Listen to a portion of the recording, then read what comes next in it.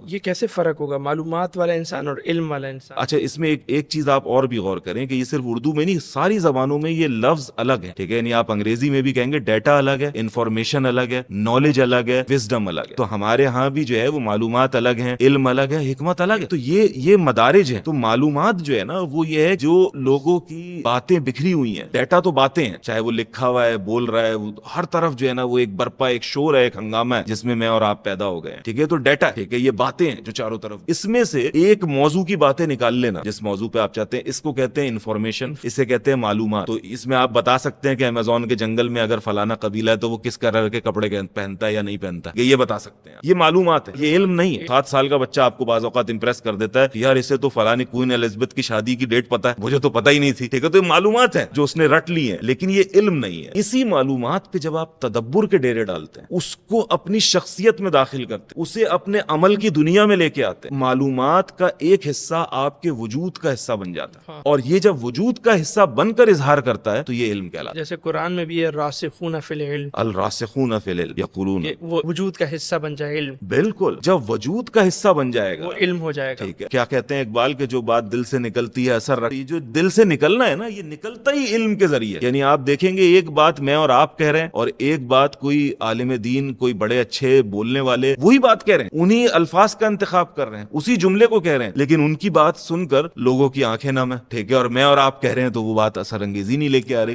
کیونکہ علم ان کے اندر داخل ہوا. تو یہ علم ہے. پھر اس علم کو جب آپ کی شخصیت کا حصہ ہو گیا، اسے کب بولنا ہے، کہاں بولنا ہے، کیسے بولنا ہے، کہاں نہیں بولنا ہے، چپ رہنا ہے، ٹھیک ہے؟ جب یہ آپ کو آ جائے گا تو یہ حکمت کا دروازہ ہے جہاں سے پھر آغاز ہوتا ہے. آپ کو یہ سمجھ آ جائے گا کہ ہاں بھائی کہاں پر میں نے جو ہے نا کس طریقے سے تخاطب کرنا ہے، انٹلیکچوئل اسٹیٹ میں آ کر میں نے بات کرنا ہے. جیسے رسول اللہ صلی اللہ علیہ وسلم سے آپ جائزہ لیں تو بعض اوقات ایک ہی سوال مختلف لوگوں نے پوچھا، جواب الگ ہے کہ سب سے اچھا اسلام کیا ہے. کسی کو کہا سلام کرنا ہے، کسی کو کہا ماں باپ کی خدمت کرنا ہے، کسی کو کہا کھانا کھلانا ہے. تو یہ ہو کیا رہا ہے؟ کیا رسول اللہ صلی اللہ علیہ وسلم کو پہلا جواب یاد نہیں رہا؟ معاذ اللہ، نہیں، ایسا نہیں ہے. وہ سامنے والے کی شخصیت کا جائزہ لے کر اسے بتا رہے ہیں، دیکھو یہ تمہارے لیے